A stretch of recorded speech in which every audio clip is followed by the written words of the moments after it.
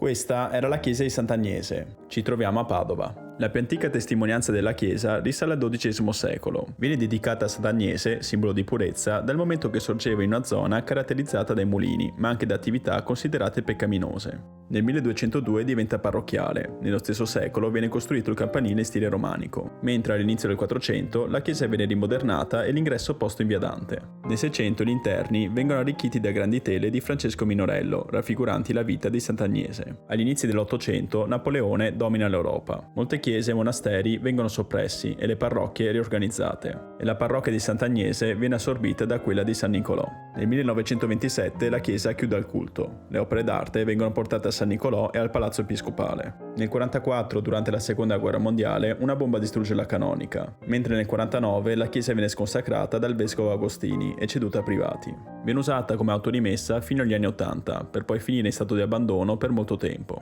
La chiesa, dopo 8 anni di restauro, nel 2023 è stata riaperta al pubblico come sede della Fondazione Alberto Peruzzo. La navata è oggi uno spazio dedicato a mostre temporanee, mentre la sagrestia ospita una sezione della collezione permanente della Fondazione. Durante gli scavi per il restauro, sotto la chiesa sono stati trovati molti reperti. Un tratto di strada romana, sepolcri del XIII e XV secolo in 2 stratificazioni diverse, e più di 5.000 frammenti di affreschi che nel 300 decoravano le pareti della navata. La sovrintendenza che li ha ricomposti e studiati ha trovato delle somiglianze stilistiche con le opere di derivazione giottesca di Guariento, al quale sono attribuite le pareti della Cappella Carrarese e l'abside della chiesa degli Eremitani.